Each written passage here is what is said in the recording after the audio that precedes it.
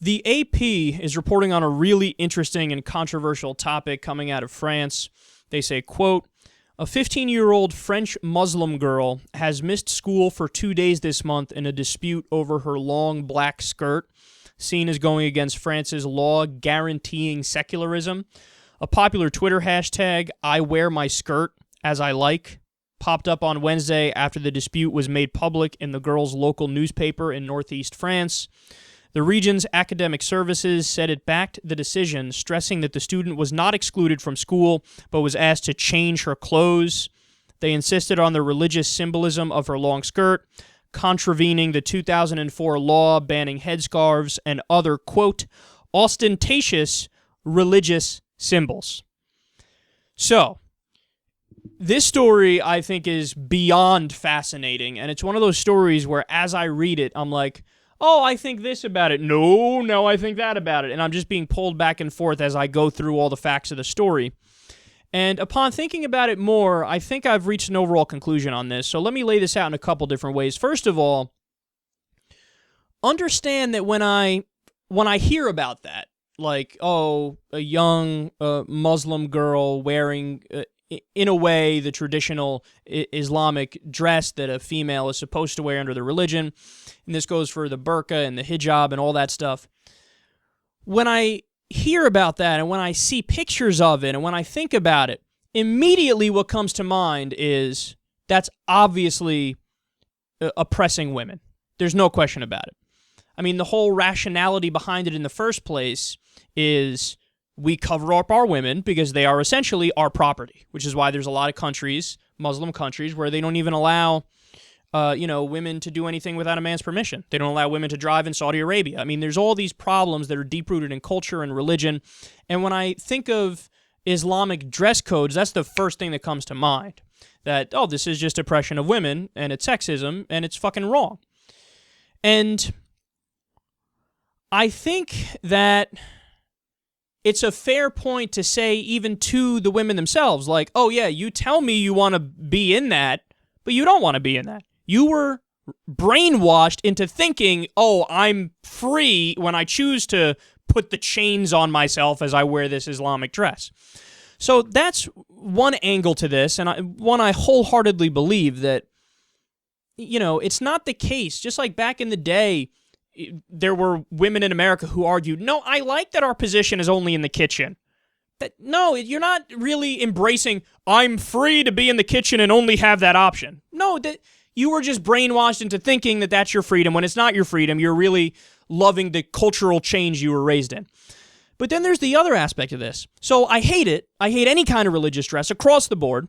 But then the other aspect to it is I hate the idea of a law guaranteeing secularism, like forcing secularism on people. Because look, if a guy's wearing a giant cross in public, am I going to tell him to take it off? If an Orthodox Jew is wearing the goofy beard and the fucking weird suit, am I going to say, I'm guaranteed secularism? I can't even look at you being religious. You have to dress like a normal person. No, that doesn't make sense. I believe in state secularism. So total separation of church and state. Religion can't be pushed on us through the state. But I don't want the government telling religious people on issues like what they're wearing that they have to change it. You get what I mean? I think there's a distinction between having the government be secular and not pushing religion on us through the state and having the government tell people who are not violating any other laws that are hurting other people, like, oh, you have to change the way you dress.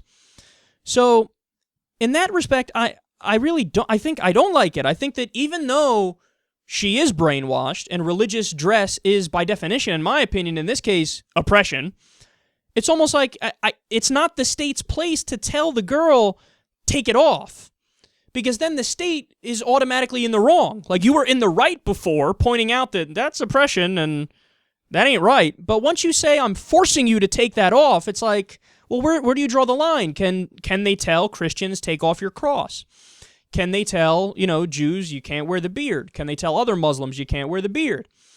Where I don't see where, if the government can tell religious people on simple matters of what they're wearing that they can't do it because it's religious, well, then there really is legitimacy to the idea that, like, the state is forcing their secularism onto religious people. I don't want to force anybody to do anything.